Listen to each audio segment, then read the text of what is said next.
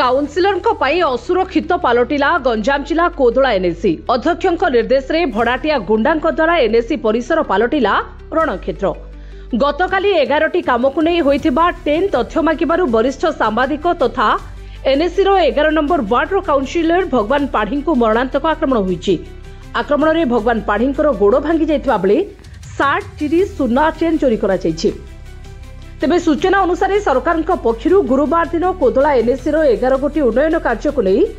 Tender अनुष्ठित होगापाई समय धार्य होता। तेबे यह टेंडर प्रक्रिया अध्यक्ष एवं कार्यनिर्वाही अधिकारी प्रत्यक्ष तत्वावधान में बहु अनियमितता होता देखि 11 नंबर काउनसिलर यह विरोध करते। टेंडर प्रक्रियार समस्त तथ्य सहित सीसीटीवी फुटेज आरटीआई जरिया अधिकारी मागिथिबा बेले अपराह पाखापाखि 3टा समय कार्यालय परिसर में भगवान पाढ़ी छिड़ा होइतबा बेले अध्यक्ष निर्देश में 5 रु ऊर्ध्व गुंडा श्रेणीर लोक आसी तांको सहित जुक्तितर्क करने सहित विभिन्न मरणास्त्र आक्रमण करते। आक्रमण में भगवान पाढ़ी गोड़ भांगा सहित छाती हाथ एवं मुंडरे गभीर आघात लगे सहित सुना चेन को छड़ाई नहीं चली जाते। आक्रमण पर गुरुतर भगवान को कोदला गोष्ठी स्वास्थ्य केन्द्र में भर्ती करथिबा बेले एठारे प्राथमिक चिकित्सा पर ब्रह्मपुर स्थित एमकेएसएच मेडिकल को स्थानांतर करा जायछि।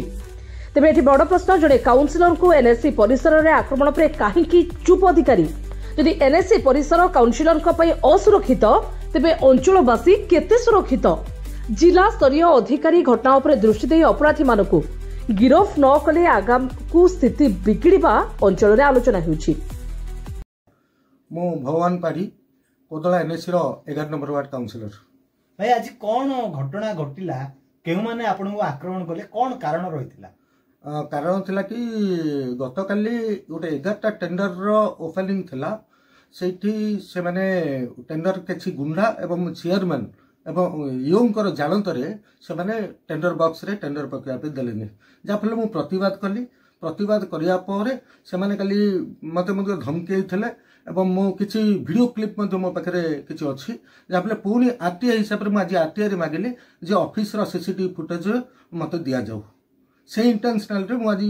आरटीआई ऑफिस के मागिया पे जाइतिया समय रे चेयरमैन और तांका निर्देशक में आउरी विकास स्वाई ता बापा एवं आउरी 3-4 जन अछती ना अवश्य मोर मन पड़ुनी वर्तमान स्थिति रे से माने मते ऑफिस भितर मते गुड़े गुड़े बाड़ी छथि एवं मोर गोड़ फ्रैक्चर हिछि एवं मोर सुना चेन लुटिक नहीं जाइछथि। कौन ऑफिस भितर जने काउंसिलर को माड़ हेबा यह तो केबे ग्रहणीय नुह याकु नै कि ऑफिस पक्षरु मते कोनोसी मिललानी ऑफिस पक्षरु कोनोसी प्रतिक्रिया के किछि कहि नाहंती किंतु ऑफिस रो मध्य ताकर किछि कार्यक्रम रहुची जोटा कि जदी गोटे एनएससी रो कर्मचारी हम 5 वर्ष को सिलेक्ट हे कि एनएससी बॉडी के गलु जदी हमहु किछि असुविधा होचा जी हमें एनएससी परिसर रे हमें काउंसिलर सेफ नाही एवं ऑफिसर ताकू कोऑपरेट करचंदी टेंडर फिक्सिंग करवा गुंडा मान को प्रश्रय देवा एटा ऑफिसर में प्रश्रय दउचंदी ताकू मो प्रतिवाद करछे आ मो बरहमपुर मते कोदला मेडिकल रु बरहमपुर रेफर करछंदी मो बरहमपुर जाउछी गोड़ जेतु फ्रैक्चर हेइछे अब आसिला परे कोदला थाना रे एफआईआर देबी। एफआईआर देला परे मोर विश्वास अछि पुलिस ऊपर जे निश्चय एक्शन नेबे एवं प्रथम कथा हला जो अध्यक्ष अछंती एठी एमिति दुर्नीति चलैचंदी तार प्रतिवाद कले ता स्वरूप एमिति मिलुछि। दुर्नीति पई एमिति दुर्नीतिर विरोध करियारू आज मो अवस्था हिछि मते बाडी छथि अगो आगु को मते मारिया पिएली षडयंत्र करछले मो जा सुनिया मिलछि एवं चेयरमैन ये मते टार्गेट रखिचंदी काटिचंदी मो जा सुनुछि आगामी दिन तो मारिया पई मते षडयंत्र करछले। जदि जणे काउंसिलर एनएससी रे दुर्नीति कथा पचारले एमिति हुए तबे साधारण लोकक अवस्था कोन कोदला रे